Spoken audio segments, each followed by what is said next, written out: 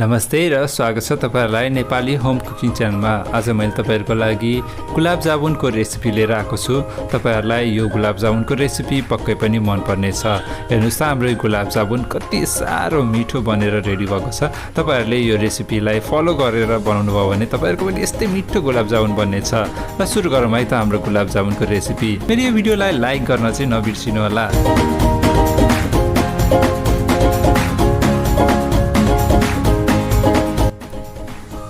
मैले यहाँ किड्सको गुलाब जामुन वाला पाउडर लिएको छु।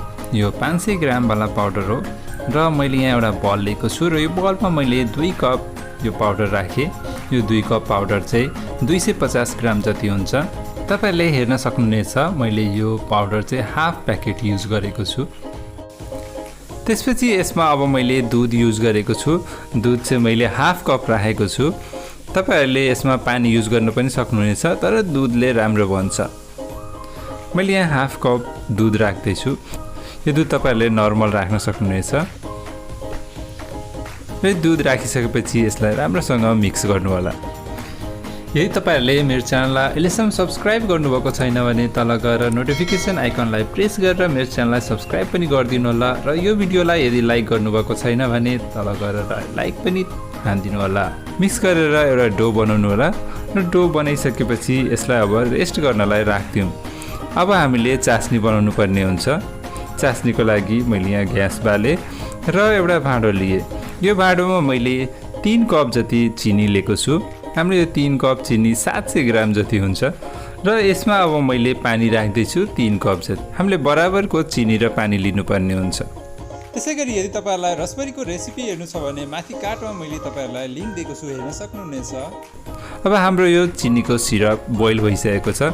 यसलाई अब फ्लेम बन्द गरौँ र अब हामी गुलाब जामुनको डोतिर लागौँ। यो डोलाई अब मैले 2 भागमा डिभाइड गर्दैछु। त्यसपछि यो एउटा भाग लिएर मैले यसमा एउटा सानो टुक्रा युज गरेर गुलाब जामुनको लागि छुट्याउँदैछु। किनभने हामीले यो अहिले सानो पिस लियौँ भने पनि पछि फुलेर मिडियम साइजको गुलाब जामुन बन्नेछ। सर्वप्रथम तपाईले हातमा अलिकति तेल या घी लगाउनु पर्ने हुन्छ। त्यसपछि तपाईले जुन सानो पिस डोको राख्नु भएको छ त्यो हातमा लिने र त्यसलाई जोडले थिचेर गोलो बनाउनु पर्ने हुन्छ। त्यो जोडले थिच्नु भयो भने त्यसको क्र्याक्सहरु जति हुन्छ सबै मेटिन्छ। त्यसपछि त्यसलाई बिस्तारै बिस्तारै गोलो शेपमा गर्दै गोलो गुलाब जामुनको शेप दिनुपर्ने हुन्छ। र हेर्नुस् त हाम्रो यो कस्तो राम्रो गोलो गुलाब जामुनको शेप बनेको छ। यसैगरी मैले सबै गुलाब जामुनको गोलो बनाइसकेको छु। हेर्नुस् त हाम्रो यो सबै गुलाब जामुन रेडी भइसकेको छ। अब मैले यो गुलाब जामुनलाई फ्राई गर्नलाई एउटा प्यान लिए र यो प्यानमा मैले सनफ्लावर ओइल युज गरेको छु। र यो कराईमा फ्राई गर्ने जति तेल राख्ने र यसलाई तताउने। त्यसपछि यो सबै गुलाब जामुन म यसमा राख्दैछु। मैले यो गुलाब जामुन 2 ब्याचमा बनाएको छु। र यसलाई हाल्ने बित्तिकै यसो चलाउनु होला, नत्र डढ्छ। यसलाई कन्टिन्युअस चलाइराख्नु पर्ने हुन्छ। हामीले गुलाब जामुनलाई डार्क ब्राउन हुन्जेलसम्म पकाउनु पर्ने हुन्छ र यसलाई हामीले मिडियम टु लो फ्लेममा पकाउनु पर्ने हुन्छ। धेरै हाई फ्लेममा चाहिँ नपकाउनु होला, भित्र काँचै रहन्छ। हेर्नुस् त हाम्रो यो गुलाब जामुन कति राम्रो डार्क ब्राउन कलरको भइसकेको छ।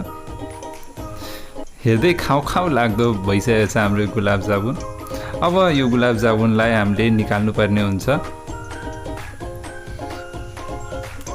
यदि तपाईहरुलाई पुरै यस्तो डार्क पार्नु छैन भने अलिकति चाँडै पनि निकाल्न सक्नुहुनेछ। अब यो गुलाब जामुनलाई म प्लेटमा निकाल्दै छु। हाम्रो यो गुलाब जामुनहरु कति राम्रो परफेक्ट बनेको छ, हेर्नुस् त। अब यो गुलाब जामुनलाई 1 देखि 2 मिनेटसम्म यो प्लेटमै राख्नु होला र त्यसपछि हामीले यसलाई सुगर सिरपमा राख्नुपर्ने हुन्छ। सुगर सिरपमा राख्ने बेला हाम्रो भइसकेको छ यो गुलाब जामुनको। अब यो गुलाब जामुनलाई हामीले बिस्तारै यो सुगर सिरपमा राख्नुपर्ने हुन्छ।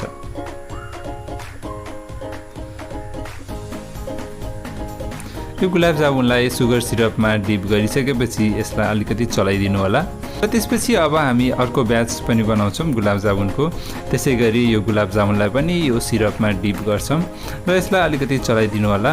र अब यो गुलाब जामुनलाई हामीले केही बेरसम्म यो सिरपमा छोडिदिनु पर्ने हुन्छ। यो सिरपको कन्सिस्टेन्सी चाहिँ हाम्रो ठिकै छ, न धेरै गाढा छ न पातलो छ। त्यही भएर यो सिरप चाहिँ हाम्रो यो लालमोहनमा या गुलाब जामुनमा छिर्न सक्छ।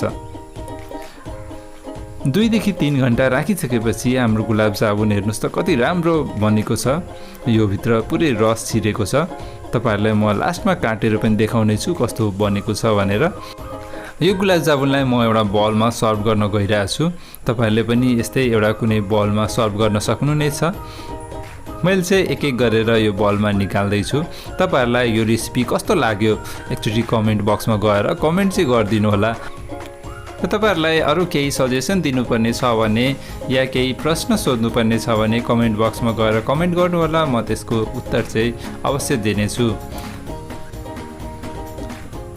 अब यसपछि हामीले बाँकी रहेको रस पनि यो बलमा राख्छौं। यो माथिदेखि खन्याएको छु मैले।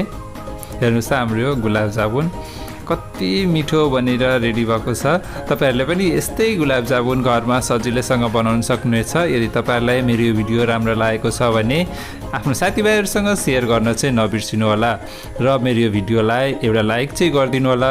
तपाईहरुले मेरो च्यानललाई सब्स्क्राइब गर्नुभएको छैन भने तल गएर रातो बटनलाई प्रेस गरेर सब्स्क्राइब गरिदिनु होला र नोटिफिकेसन आइकन चाहिँ थिच्न नबिर्सिनु होला। हेर्नुस् त मैले यो गुलाब जामुन तपाईहरुलाई काटेर पनि देखाएको छु। तपाईहरुले यो गुलाब जामुन कति राम्रोसँग घरमा बनाउन सक्नुहुनेछ यो इन्स्ट्रक्सनहरु फलो गरेर। र फेरि भेटौँला अर्को भिडियोमा। त्यतिन्जेलसम्मको लागि बाइ बाइ।